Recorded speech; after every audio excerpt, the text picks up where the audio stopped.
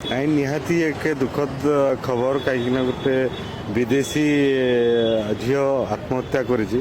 ଯେହେତୁ ପ୍ରେମଜନିତ ଆତ୍ମହତ୍ୟା ଥିଲା ତାକୁ ଆଇନ ତା ବାଟରେ ତାର ତର୍ଜମା କରୁଛି ତାକୁ, କିନ୍ତୁ ଗୋଟେ ବିଦ୍ୟାଳୟ ମାନେ ଶିକ୍ଷା ଅନୁଷ୍ଠାନଟାକୁ ଏତେ ବଦନାମ କରିବାଟା ମୋତେ କାହିଁ ଠିକ୍ ଲାଗୁନି। କାହିଁକିନା ଆମର ଡକ୍ଟର ଅଚ୍ୟୁତ ସାମନ୍ତ ଇଏ ସଂସ୍ଥାଟିକୁ ନେଇ ଯେଉଁ କିଟ୍ ସଂସ୍ଥାଟିକୁ ନେଇକି ବିଦେଶରେ ମଧ୍ୟ ଓଡ଼ିଆକୁ ଗୋଟେ ପରିଚୟ ସୃଷ୍ଟି କରିଛନ୍ତି। ତେଣୁ ଏ ଦୃଷ୍ଟିରୁ ତାଙ୍କୁ ଆ ଭିତରକୁ ରାଜନୀତି ନ କରିକି ତାଙ୍କୁ ଆ ଭିତରେ ନ ପୁରାଇ ମୋ ମତରେ ଆଇନ ତା ବାଟରେ ସେ ତାର ବ୍ୟବସ୍ଥା କରୁଛି।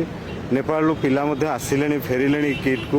ତେଣୁ ଏସବୁ ଜିନିଷ ରାଜନୀତି ନ କରିବା ବହୁତ ଭଲ। ଅତି ରଞ୍ଜିତ କରିକି ଗୋଟେ ଲୋକକୁ ବଦନାମ କରିବା, ଗୋଟେ ସଂସ୍ଥାକୁ ବଦନାମ କରିବା, ଏଇଟା ଆମ ଓଡ଼ିଶାର ହିଁ କ୍ଷତି ହେବ। ତେଣୁ ସମସ୍ତଙ୍କୁ ଅନୁରୋଧ କମ୍ ସେ କମ୍ ଆଇନ ବାଟରେ ସେଟାକୁ ଛାଡ଼ି ଦିଆଯାଉ। ଆଉ କିଟ୍ର ଯେତେ ଭଲ କାମ କରୁଛି ଆମ ଓଡ଼ିଶା ଗୋଟେ ବିଦେଶ ବାହାରେ ସବୁ ଜାଗାରେ ଗୋଟେ ପରିଚୟ ସୃଷ୍ଟି କରିଛି, ତାକୁ ବଦନାମ ନ କରାଯାଉ। ମୋର କହିବା କଥା ଏତିକି। Thank you.